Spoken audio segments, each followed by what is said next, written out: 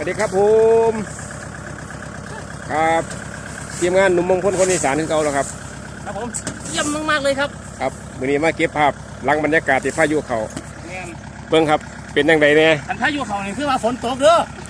ครับหลังจากที่พายุเขา23 24 25มื้อนี้26วันนี้ก็ฝนก็ตกนี่นะครับผลของการผลของกรรมเช่านะเขาราคาถือขายบ่ได้เก็บไว้ก็ใส่บ่ได้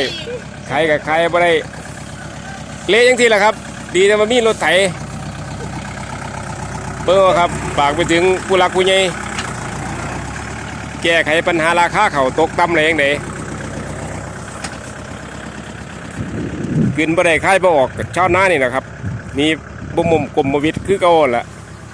ถือก็ได้เฮ็ดแพงก็ได้เฮ็ดนี่นะครับผลงานคือว่าการได้เข่าหลายเป็นที่ละเข่าหลายมันก็หลายเกินไปพูดทำใจครับหน้า50 60ไรสมน้ำหนาดีครับคนกวดเขาเบิ่งคนกวดเขาบางคนกวดเขามื้อนี้วันเสาร์สะลูกละลูกสาวใหญ่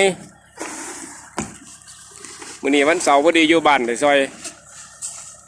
พอคนเข่าขึ้นรถสาวเนยดำซิ่งฉายาอนาคตบอลรถดำกับแมคโครล่ะ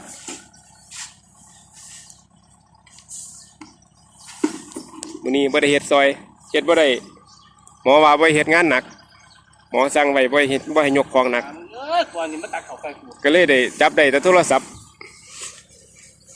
กะอีกคลิปหนึ่งครับฝากเพื่อนๆพี่ๆกะพยากรณ์อากาศกะเป็นไปได้กะเบิ่งจักน้อยกะมันเป็นตะเกียวกะจังเกียวคือจังจ้าเนี่ยนะครับหน้าหลายหลีกเลี่ยงบ่ได้เจ้าของรถเข้ามาเขาคุ้มอยากเอากาวเขาสิเอา20ไร่30ไร่เขาคุ้มเกี่ยวเลยเกี่ยวแล้วเป็นทีละเจ้าของรถเกี่ยวเขาบ่มาให้ซอยเลยก็ถามมาวัดเอาตะไลแต่จักไรเขาว่าผลสุดท้ายก็จะคล้องเลยตุ่มเขาออกจากขี้ตมพูดแล้วครับขอความอนุเคราะห์ผู้นำหมู่บ้านปิดถนนเทเลย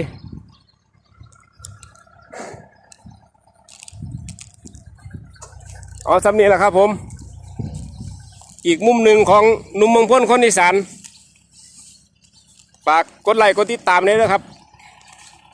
ช่องน้อยๆเปิดไม่กำลังหาประสบการณ์สวัสดีครับ